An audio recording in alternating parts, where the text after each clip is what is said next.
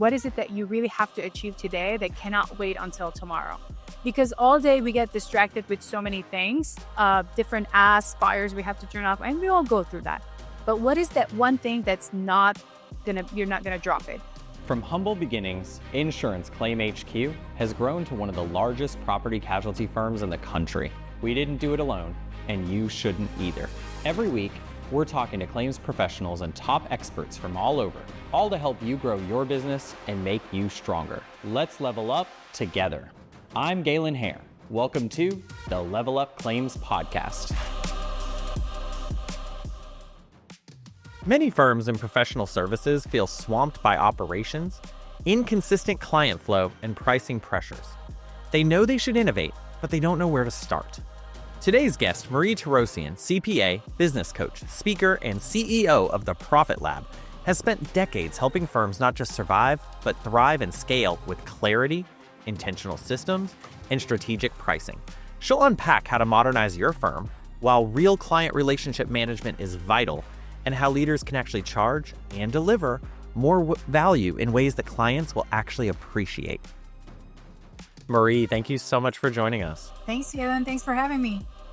So, a CPA, how does one go from becoming a CPA to becoming a scaling business coach that, frankly, has traveled all over, created your own I actually understand how you created your own valuation method coming from the CPA background. That's the only thing that made sense to me. But tell me what kind of led you to founding the Profit Lab and developing this model. Yeah, so it really goes back to my journey from the time I was little. I always tell the story. I started working with my dad in his store back in our country. I was like 11 years old, and I was doing, cash basis accounting. Let's put it that way, without really knowing anything. So I feel like I've been in business for such a long time. I've seen so much. Fast forward, of course, I was a CPA auditor, a financial auditor, and that gave me quite the visual on how really bigger businesses operate and what are all the key things that are important to make sure that, the financials are accurate and are reliable for those who are, whether they need investors, shareholders, or let's say the bank gives them a line of credit. So that showed me the importance of it. Then I left public accounting, went into, I would say corporate, but nonprofit. And that was a whole new game, because not only do you need to have all of that corporate background, but nonprofits have their own accounting and all of that, rules. But it really gave me an opportunity to step up my game to plan the future for the organization. So with that in mind, I grew to, I moved up to be a CFO, and then from there, there was that glass ceiling of like, you can't go forward anymore. And I really wanted to bring everything that I learned to more business owners, that are maybe it's smaller right now, but they could really use that information. Always thinking back that, hey, if my dad had this information, he could have done probably a lot better. And so I worked with on a few projects with one of my clients back in 2019. And he was in the process of cleaning his books because he had quite a few investors, private equity investors, interested in him. And so it put me through a whole different type of project where not only did we need to make sure that their accounting was correct, it was GAAP basis, that the financials were making sense, but also start creating cap tables. So that was my first time really getting into understanding that side of the business, for example, how to build a shareholder, what's the value that they're looking for. Because I only had nonprofit experience. So when I started my accounting firm, that was in the back of my mind. And to be able to leverage my IP, I put a lot of thought into it from all the different experiences that I had. And Valuation MT was the model that came out. Awesome. Well, I think that sounds like it's been kind of quite the journey. Let's jump into what you're doing now, because you're helping businesses both, I would say, not only understand their valuation, but you're also helping them figure out this like financial strategy, scalable systems, growth mindset. So modernization is a big part of that, I think, based on everything I've read about your teachings. So we are sitting here in a room in 2025, but at the very tail end of it. And our listeners won't even hear this until 2026 and beyond. what are some practical ways that companies don't modernize, but they think that they are modernizing? Hmm. That's a great question. I think some companies, including firms, whether law firms, other accounting firms, I think the tech stack has been their primary focus from when they thinking we're modernizing, we're getting better tech stack, which is important portion of it. But what I see missing is really training their team and themselves as business owners on mindset, on what does that look like to be able to grow a business. You have to grow as a person. I am not today. I'm not the same person I was in 2018 when I first got started, and I was in fear, and I had half the stuff I know now I did not know. But it's I would say I bet on myself, and I was always learning something, and I always wanted to learn something new and implement it. So I think that's a big thing that most people miss. They're thinking too technical and like, I need to have this, I need to have that, but then they're not thinking about what they need to do to grow themselves. Yeah. And I think you're right. I think we as business owners tend to say we're very high tech, we're very modern, we're very forward thinking. These are the buzzwords, right? And all that means is we have the newest computers and the newest software that runs on those computers and the newest cloud-based things, right? Um, but then we have people that are like, I don't think we should be advertising on people's phones, right? Go to the phones. That's where they're at. They're on the phones, right? You can't have a mindset that's even 2 years old, 5, 10, 15 years old, and say you're modernized because you're not modernized. You're I totally agree with you. I totally agree with you. And I'll give you an example. Back in 2020, when I realized I could do all kinds of financial analysis, I can build all the policies and procedures, and I can do all of those back end stuff that I was already doing. Things that I missed was marketing and selling. That was not something accountants get trained on, just plain and simple. So I've done quite a few of the 10x marketing workshops, which is why I'm also 10x certified. 10x marketing workshops. And I would tell you every year I go to the exact same workshop. Every year I learn new things. Why? Because they're at the forefront, and they're teaching things that are new. So I can come home and I can implement.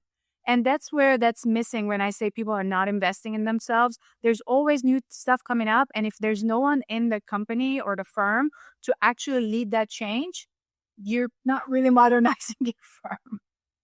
and because you would be angry if you went to the same workshop year after year and it was exactly the same. Yeah. And I feel like aren't our customers experiencing the same thing if they continue to go back to us and nothing ever gets better? Right. Right. I mean, they look at that bill they pay and they think, man, I wish they'd use that bill to maybe invest back in their company a little bit. Um, so let's talk about client relationship then. I think that's a perfect segue. Again, one of the, you really push client relationship as being absolutely vital, but I see that as a few things. I see that like CRM is like the initial thing. So give me Right. your kind of philosophy on CRM.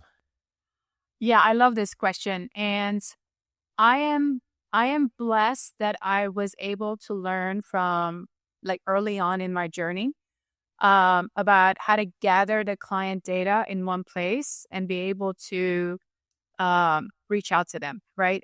So I did different types of learning. So I was probably one of in 2019, I was doing 3 or 4 different technology build up myself, of course, because I didn't have the funding at the time to just hire someone to do it. But I was learning from someone. I was building the CRM type of thing from 3, 4 different technologies with a Zapier. Like, nowadays, and since then I've already switched out of those CRMs 2 times.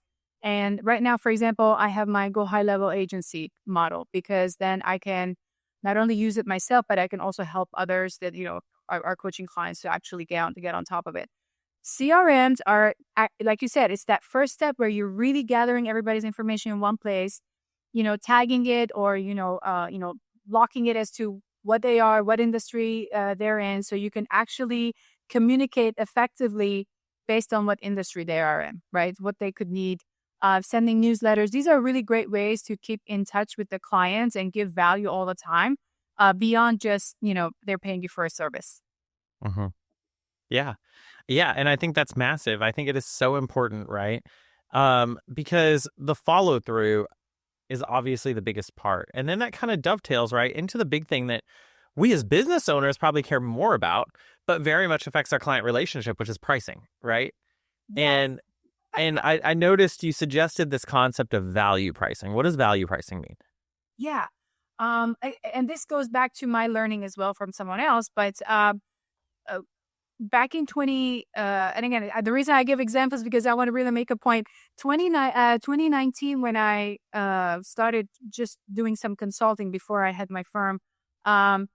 So I would, as an accountant, I would price myself, let's say at the time, 125 an hour for, accounting work. And I heard one of these prospects tell me, "Whoa, bookkeeper charge like $45 an hour." And I'm like, I'm a CPA, I'm an experienced CFO, so you're gonna get more than just bookkeeping. But that's all I could explain.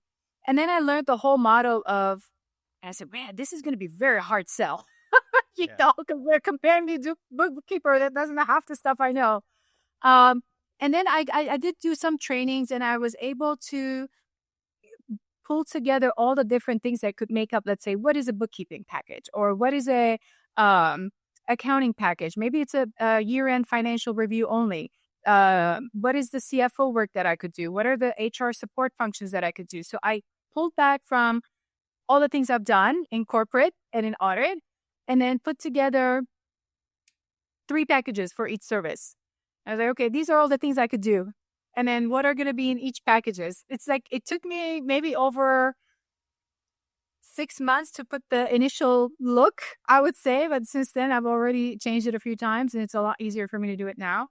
It just gives our clients a good visual, not just me telling them, but showing them, here's the feature, here's the advantage, and here's the benefit of being in this package versus that package.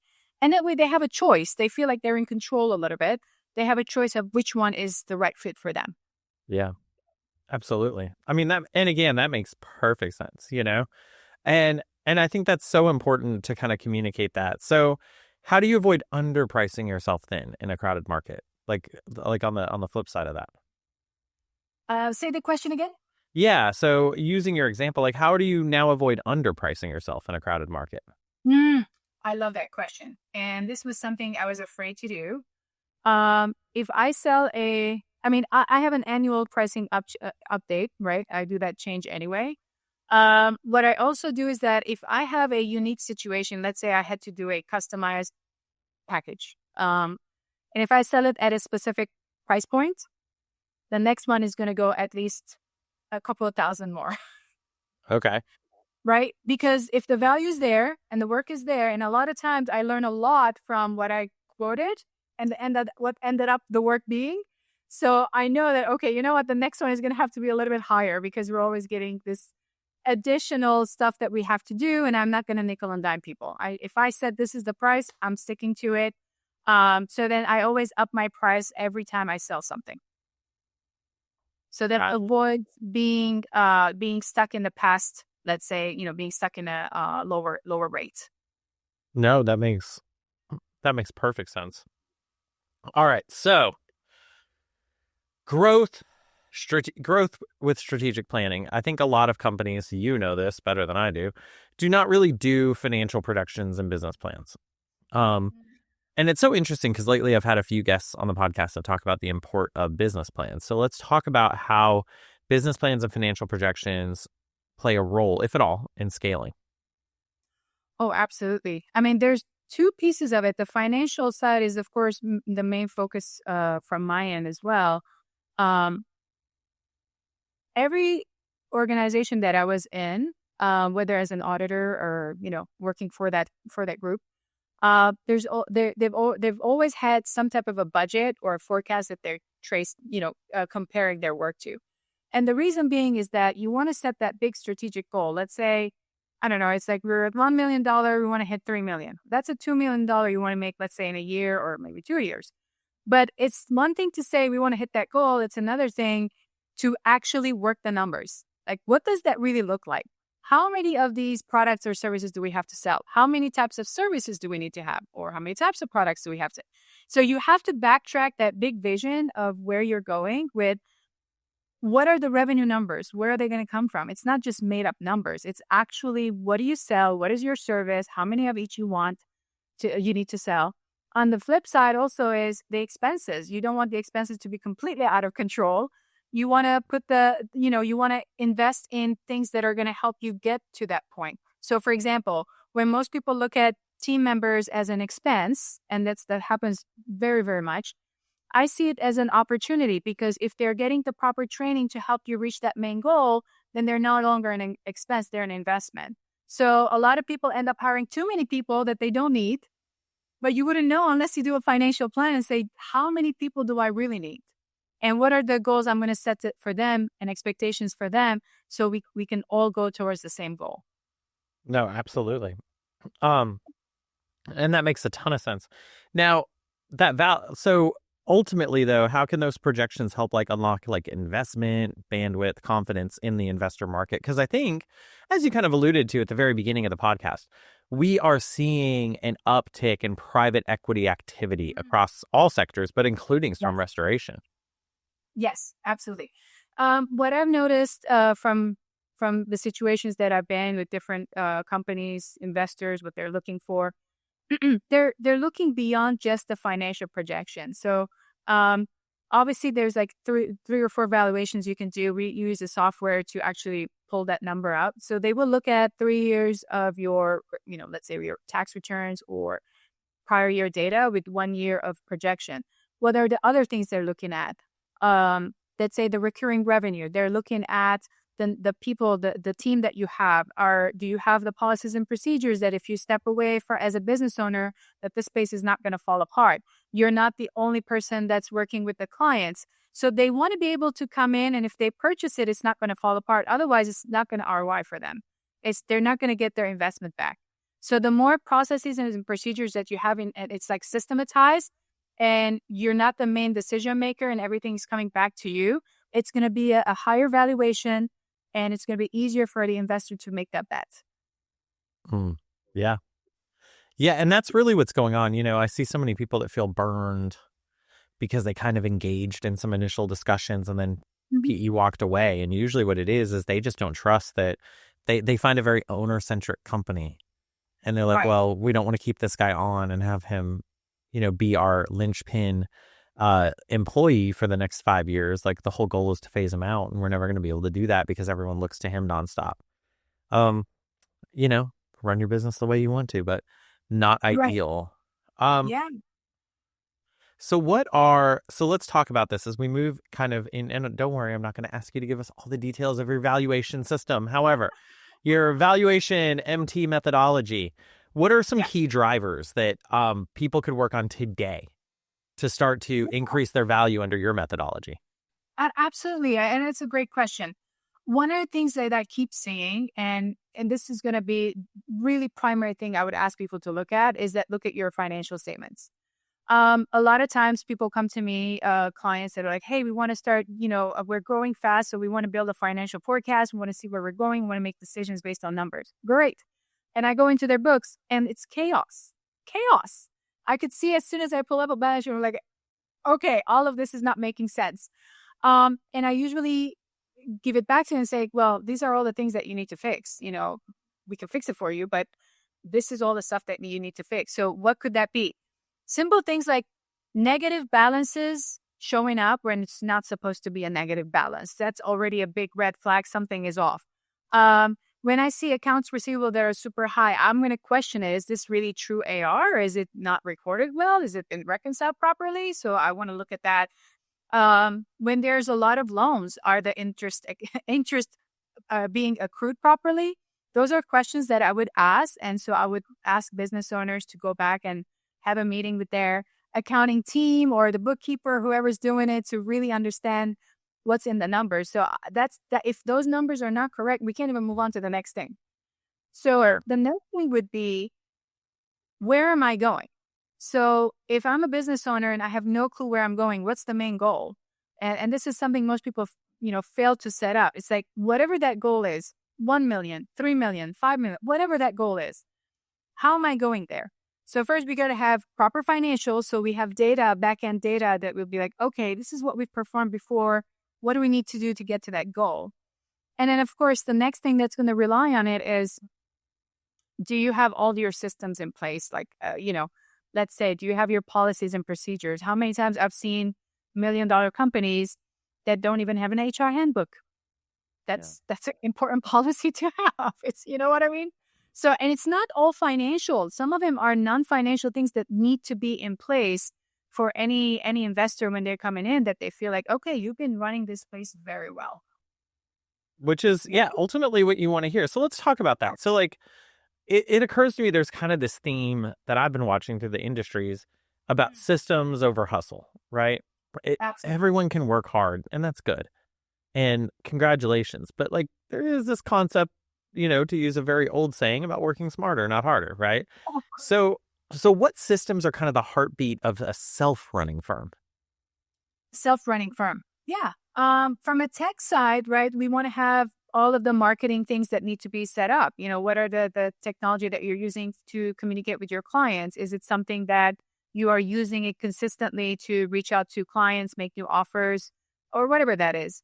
Financial tech, that's something you want to have. You want to be able to get those numbers. If the private equity investor says, okay, may I look at your financials? If it's going to take you 6 weeks to prepare them, they're already got. So there are certain things that we want to make sure that they're in those systems. And then the rest of the systems are truly, I come back to the policies and procedures. Um, Things, for example, I see a lot of times multiple credit cards being used at the firm level by different employees, and who's approving them? Who's signing off on them? How are they getting paid? Are there any proper policies and procedures of like, what is that process? Process documentation is one of the biggest things that it might appear very, very hard to do, but people tend to overcomplicate things. So if you have a simple process, and if you started very early on and not wait until, let's say, you're a $5 million company, the sooner you start the mini process documentation, the better it is. So those are the things I would immediately say that people can go back and take a look at it and start working on them. Yeah, that makes perfect sense. Um, so how do we kind of identify where chaos is still driving operations as opposed to systems? What should be our approach? Right. So you'll notice it's chaotic when nobody seems to have an answer for anything, or you ask different people and each one says something different. It's like there's literally no process in place, that means, and nobody really knows what the real rule is. So nobody's engaging with the same rules, to get the company to where it needs to go. Um, and those companies that have those systems and the policies and procedures in place, when a question arises, it's like everybody's pointing to the same place. So then everybody learns the same rules. Everybody's playing by the same rules, and there's no confusion. I've worked in places where the culture was not good. It was like really toxic, and I couldn't wait to get out of it. And that has happened to me twice. But you know, that's an important place where you want to have a proper culture. And if you don't have these rules set in place, you don't have an HR, you don't have set expectations of how they show up, how they dress, how they carry themselves, how do they talk to your clients, you have a chaos. Yeah, it sounds like a lot, honestly. And so I guess my question then becomes, like, what are some mindset shifts that owners can make if they're currently in a very like leadership run organization that maybe would not do so well on your valuation system other than, financially? Sure. What are some mindset shifts they can start to make now? What are the things they need to be telling themselves when they walk in every Mhm. day? Yes. So a few things that brings up a lot in my head. So I'm going to have to narrow it Yeah, down. you do you. um, I would say, what's the target for today? There's a big goal, but then there's always a target for today. So what is that main target for the day? What is it that you really have to achieve today that cannot wait until tomorrow? Because all day we get distracted with so many things, different asks, fires we have to turn off, and we all go through that. But what is that one thing you're not gonna drop it? So for example, today I had 3 specific calls. In between, I have a little flexibility. Those 3 calls need to happen. They just need to happen because I've committed. I'm committed to showing up. Another thing is, what is it that I'm missing? What information am I missing? So if I need to make a decision, but I'm not sure what decision to make, what is the information that I'm missing? Mm. If I'm missing that, I'm not going to be able to make that decision, right? Um, and the other thing I would say Let me think through that because there's a lot in my head. Who's going to help you get there? I like that one. Who's going to help you get there? For me, when I started back in 2018, kind of doing consulting, I wasn't really sure what I'm doing. I'm just like more like, I just don't want to be in a job. I just want to help a lot of people. That was it. I hired marketing people. I hired different people to help teach me what I was missing. I knew what I was missing. Marketing was one of them. But for example, for me, my mentor is Grant Cardone. Once I met him, once I got on his programs, it was very clear to me who was going to be my mentor. And he's so way in advance and he's doing so many big things. And I've seen him achieve so many big things while I've been with him on the journey that for me, it's exciting to continue to show up and learn from him, right? So he has the information I need, whatever I'm lacking. I know more today than, like I said, back in 2018, but I'm still also learning too. So learning never stops. So who's going to help you get there? Yeah, no, I think that is genius insight and fantastic, which is going to make it hard for you to answer my next question. Marie, you've been so generous with your time, but before you go, I do have to ask you our final question. What does it mean to you to level up? Always invest yourself. Bet on yourself every time. I love that. Marie, thank you so much for joining us. You are very welcome, Galen. I'm so happy to be here. Thanks for having me. I'd like to thank Marie Torossian for joining us on the podcast. She said it best. Always bet on yourself. You're your number one asset. But do so in a way where you're making sure your business is not solely reliant on you to run their day-to-day. When you do that, you can start to step back a little bit and see the bigger picture. Follow us on Apple, Spotify, or your favorite podcast player. And make sure you like and subscribe to keep up to date on our latest podcasts.